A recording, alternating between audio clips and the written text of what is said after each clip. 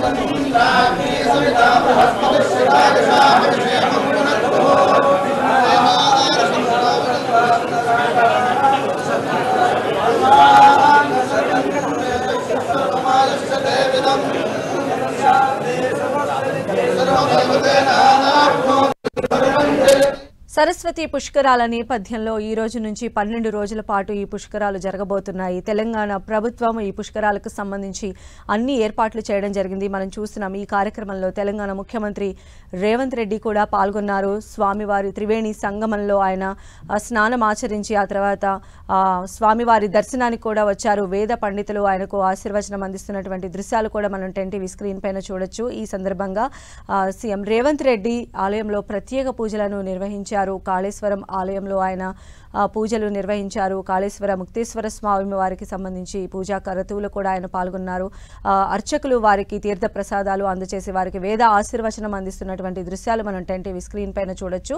సరస్వతి పుష్కరాల్లో పాల్గొనేందుకు కాళేశ్వరం చేరుకున్నారు రేవంత్ రెడ్డి. సాయంత్రం త్రివేణి సంగమంలో ఆయన పుష్కర స్నానాన్ని ఆచరించారు. అంతకుముందు పుష్కర ఘాట్లో 17 అడుగుల సరస్వతీదేవి ఏకశిలా విగ్రహాన్ని కూడా ఆయన ఆవిష్కరించారు. ప్రస్తుతమైతే ఆలయం లోపల వేద పండితులు ఆయనను సాదరంగా స్వాగతం పలికారు. ఆయన కాళేశ్వర ముక్తేశ్వర స్వామి వారిని దర్శనం చేసుకున్నారు. ప్రత్యేక పూజలు నిర్వహించారు. ఆ తర్వాత వేద పండితులు వారికి ఆశీర్వచనం, తీర్థ ప్రసాదాలు అందిస్తున్నటువంటి దృశ్యాలు మనం చూడొచ్చు. వసతి గృహాలకి సంబంధించి శిలా ఫలకాలను కూడా ఆయన ఈ సందర్భంగా ఆవిష్కరించడం జరిగింది. సరస్వతి పుష్కరాలు ఈ రోజు నుంచి 12 రోజుల పాటు జరుగుతాయి. 2 తెలుగు రాష్ట్రాలతో పాటు చుట్టుపక్కల రాష్ట్రాల నుంచి కూడా భక్తులు పెద్ద సంఖ్యలో ఇక్కడికి వచ్చి సరస్వతి పుష్కర స్నానాన్ని ఆచరిస్తారు అని ప్రభుత్వం దానికి సంబంధించినటువంటి ఏర్పాట్లు చేసింది. చేసింది. స్నానఘట్టాలు కావచ్చు, షవర్లు కావచ్చు, చలువ పందిళ్లు కావచ్చు, ఇక్కడ స్వామివారి దర్శన ఏర్పాట్లు కావచ్చు, ఇతర అన్ని రకాల ఏర్పాట్లను చేశారు. భక్తులకు ఎలాంటి అసౌకర్యం కలగకుండా ఉండే విధంగా ఏర్పాట్లు అయితే చేశారు. అయితే ఈ కార్యక్రమాలు ఈ రోజు నుంచి ప్రారంభమవుతున్న నేపథ్యంలో సీఎం రేవంత్ రెడ్డి ఈ కార్యక్రమాల్లో పాల్గొన్నారు. త్రివేణి సంగమంలో ఆయన స్నానమాచరించారు. పుష్కర స్నానం చేసిన తర్వాత సరస్వతీదేవికి సంబంధించిన ఏకశిలా విగ్రహాన్ని ఆయన ఆవిష్కరించడం జరిగింది. తదుపరి ఆయన ఆలయం లోపలికి చేరుకున్నారు. స్వామివారికి ప్రత్యేక పూజలు చేశారు. ఆయన స్వయంగా పూజ కార్యక్రమాల్లో పాల్గొన్న దృశ్యాలు కూడా మనం చూడొచ్చు. ఆ తర్వాత వేద పండితుల వారికి ఆశీర్వచనం చేస్తున్న దృశ్యాలు కూడా మనం 10TV స్క్రీన్ పైన చూడొచ్చు.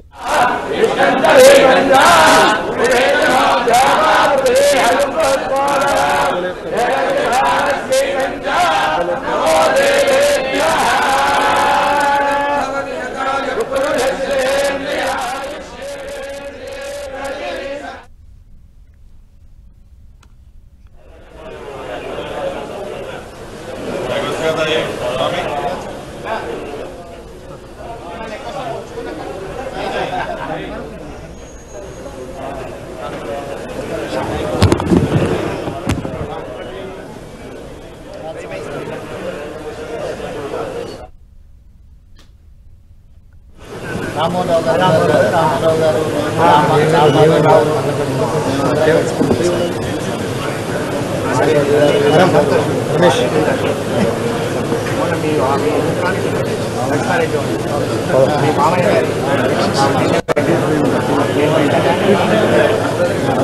అవధాని